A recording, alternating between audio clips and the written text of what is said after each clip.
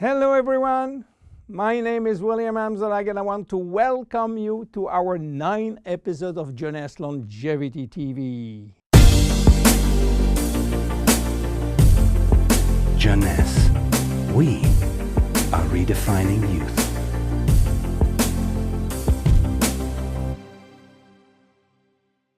Obesity, or should I say globesity. Today, obesity is a worldwide epidemic disease.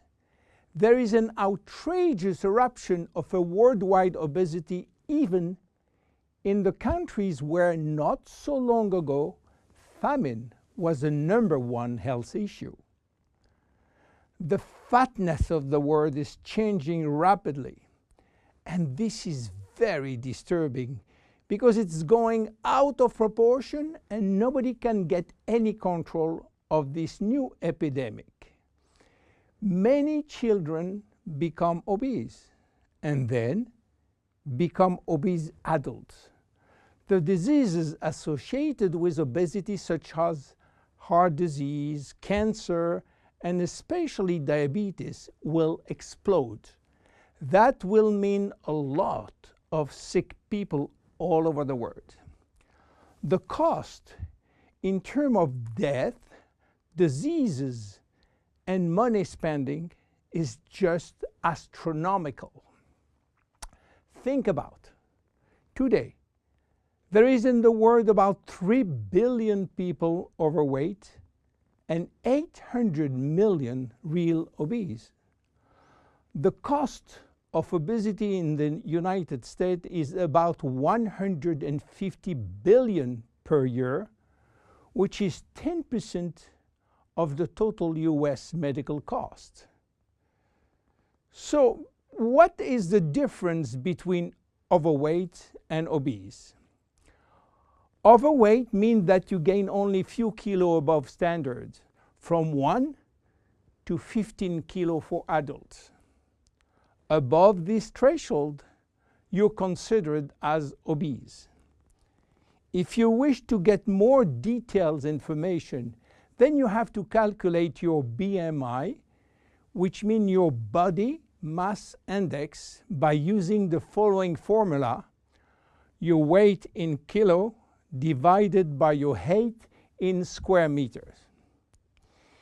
If your BMI shows a score under 18.5 per square meter, it means that you need to gain weight. You are underweight. If it is between 18.5 and 25, you are in normal standard. Between 25 and 30, you are overweight, and above 30, you are qualified for obesity. Note that BMI is a standard tool which do not apply in extremes like very tall people or very small people, and also should be adapted to children. Why people become obese? It is very simple in theory, but become more complicated when we reach fat metabolism. We are gaining weight or fat when we eat more than we spend in terms of calorie, or when we spend less than we eat in terms of calorie. So how do we get energy? The body will get energy only from the food, knowing that 1 gram of carbohydrate will release 4 calories, same for proteins, but 1 gram of fat will release 9 calories. So all depend on how much you eat and what kind of food you eat. If the food is rich in fat or in protein or in sugars. Now, how do we spend energy? There are 3 ways to spend energy. The first one is what we call basal metabolism, which is the necessary energy required to get our body working and all our million of chemical reaction working and working properly. This requires approximately 1 calorie per kilo and per hour.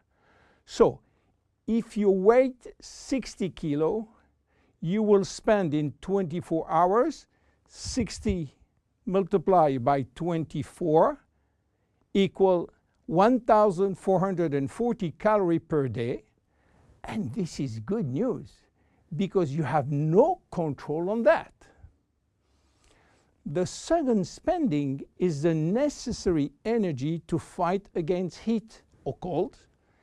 And these depend on the environment and the way that you are protected against heat or cold. It is called thermogenesis. And again, you have little control on that. The third one is the energy required to move your body, and that is entirely up to you. This is to say that physical activity is the only controllable way to spend energy. We will see later that this very simple way of gaining or losing weight is influenced by many, many other factors, and especially the control of fat metabolism by a sophisticated group of hormones. So why such epidemic? To understand, we have to go back 20,000 years ago. As surprising that it can be, our genes have not changed for the last 20,000 years. At this time, life for humans was quite difficult. In fact, life was based on food availability, and food was really available only during spring and summer. The rest of the time, no food, almost famine. Our genes has to adapt and to work in accordance with this alternance of abundance and famine, and they create a kind of energy storage. The fat cell was born. This cell has the capacity to storage all kind of energy derived from fat, from carbohydrates, and even proteins. It can increase 50-fold its size and retain energy in the form of triglycerides. Because of uncertainty of food availability, our genes were oriented toward the saving mode, which means that every time we eat, all the energy coming from the food was oriented in the storage facility. What happened 20,000 years later?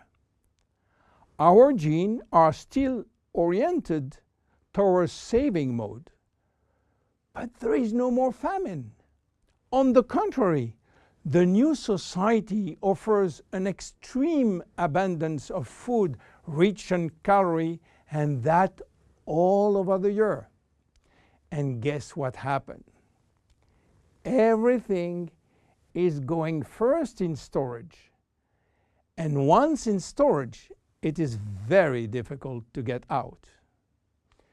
You understand now why it is very difficult today not to gain weight or fat.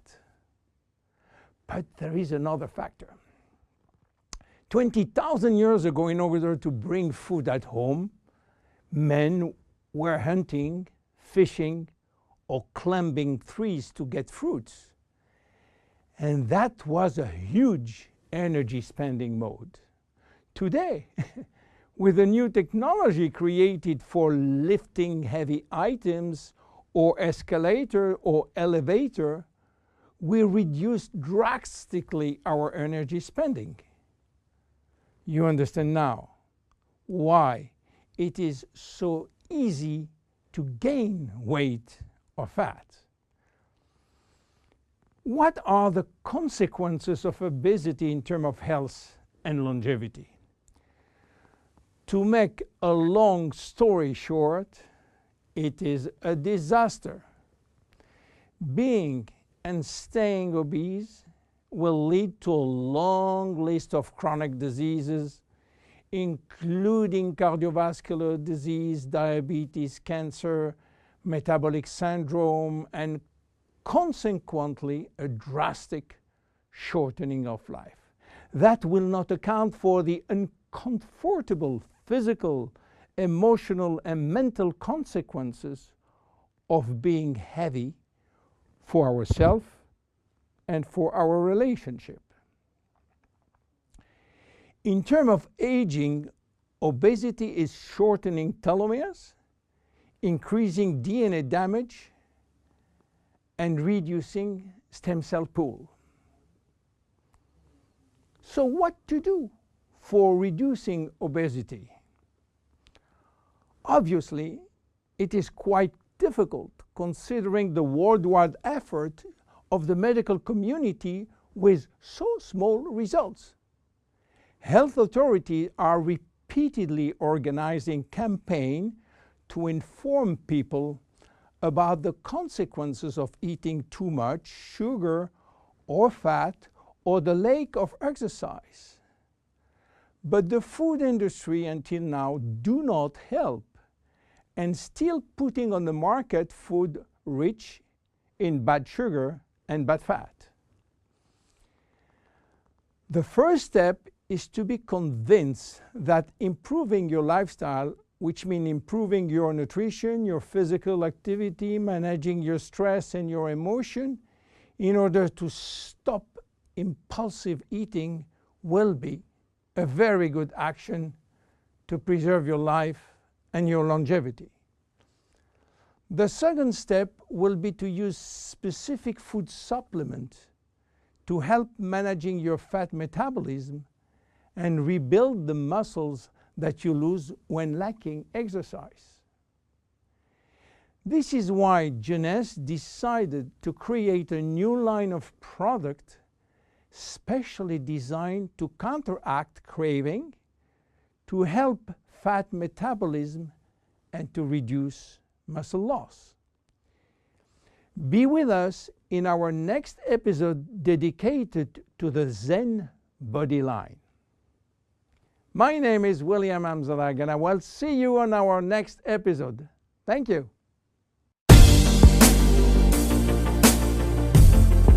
Jeunesse. We are redefining youth.